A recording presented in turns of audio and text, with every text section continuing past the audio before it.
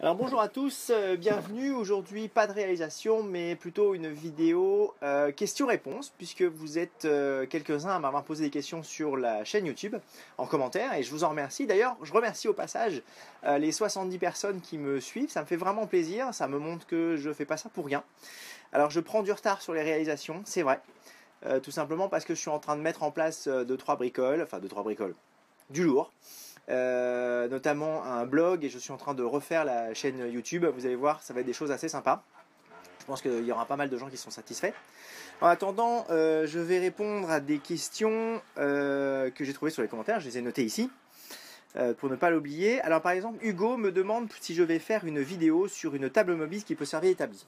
Alors l'établi sur lequel je me trouve là en ce moment, au départ, était fait pour être complètement fixe. Et il m'a fait un petit peu réfléchir et il m'a donné une idée. Il suffirait tout simplement de prendre une partie qui serait l'extension qui serait là-bas et de la faire un peu plus mobile. Et à ce moment-là, on aurait effectivement comme une desserte ou un établi mobile à l'intérieur de l'atelier. Donc j'ai déjà réfléchi. Je vais reprendre un petit peu mes plans. Et je vais tout simplement faire en sorte que cet établi soit plus mobile. Donc Hugo, attendez la réalisation, ça va venir. Ensuite, j'ai une question d'un Anaël. Et pourquoi ne pas mettre une petite plaque en bois fixée sur un boulon à ton support de socle? Comme ça, il pourra aller de haut en bas et de droite à gauche. Alors ça concerne cette réalisation-là que je me servais au départ tout simplement pour pouvoir me filmer et filmer les réalisations. Et j'avais ici un support pour pouvoir y fixer un iPhone. Bon là aujourd'hui je suis sur un appareil photo parce que c'est beaucoup plus simple. Alors oui, c'était une bonne idée. Effectivement, si on fixait juste un support comme ça sur une barre et qu'on faisait droite, gauche, haut et bas, c'était pas mal. L'avantage de ce système-là, c'est qu'il tourne dans les trois axes. Il tourne comme ça, il tourne comme ça. Le fait qu'il y ait deux bras le laisse toujours à la verticale, oui c'est bien ça, je ne me trompe pas. Tac, tac, tac, tac, quoi qu'il arrive. Et ici, il y avait toujours donc, ce système de trois axes. Je pouvais aller en haut, en bas, à droite, à gauche, bref, un petit peu dans tous les sens. Donc si on veut se simplifier la vie, moi je me suis vraiment là effectivement compliqué la vie, mais ça m'a beaucoup amusé à me compliquer la vie.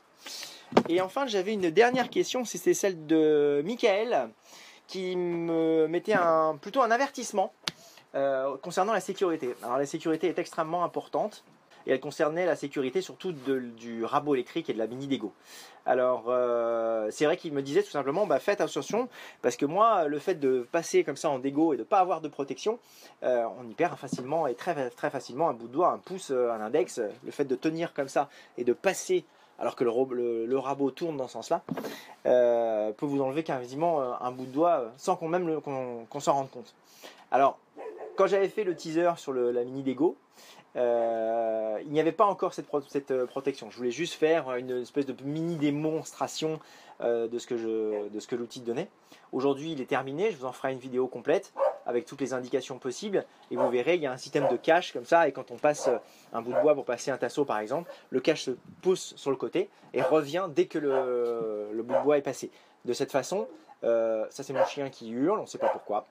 De cette façon, vous n'aurez pas de risque de poser les doigts sur le rabot qui tourne à très grande vitesse. Voilà, j'espère que cette vidéo question-réponse vous a plu. N'hésitez pas à laisser des commentaires sur les diverses réalisations que vous trouvez.